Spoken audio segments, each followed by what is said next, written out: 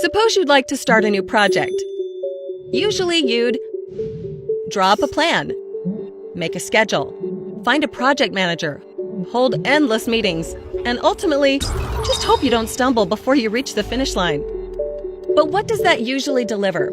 Everything's more expensive than expected. You stress about your deadline. The end result could have been better, and energy has drained from your team. These problems are solved with Scrum. With Scrum, you write fewer plans and you do more. In short cycles, we call sprints. You don't work on separate islands, but as one dedicated team. Instead of working on a project with a distant deadline, you constantly deliver functioning products. You don't use final evaluations, but you receive continuous feedback. Scrum is a flexible way of working in a rapidly changing world. It's frequently used in IT projects, so many of the websites you visit or apps you use were made using Scrum. This way of working is used more and more. Scrum was recently used to build a large new bridge.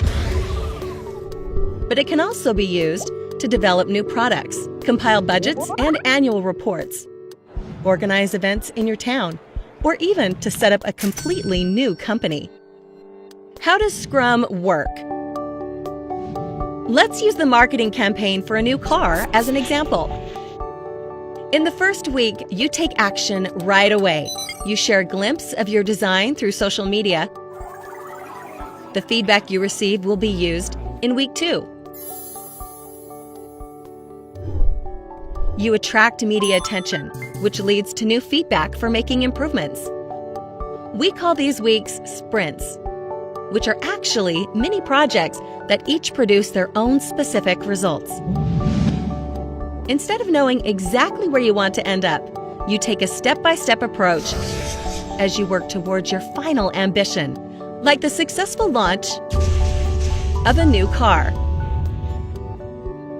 A Scrum team has stand-up meetings, works transparently, feels a joint responsibility, is aware of the progress made every day, and has results to celebrate after each sprint.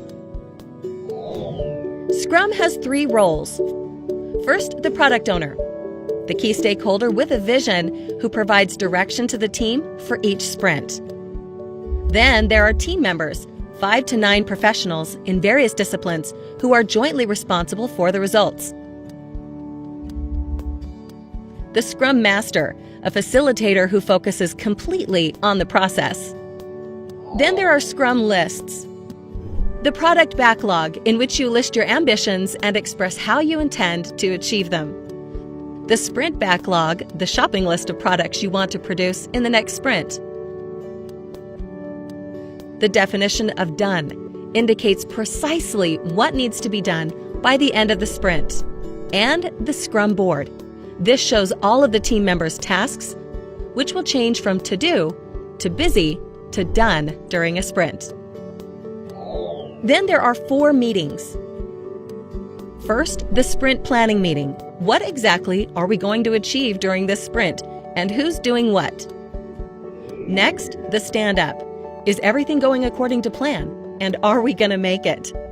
The third meeting is the review, during which you deliver your results and receive feedback.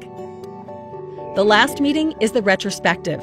You look back on the process and reflect on what you can improve as a team for the next sprint. Scrum is a powerful way of working that provides speed and energy. Maybe something for your organization too?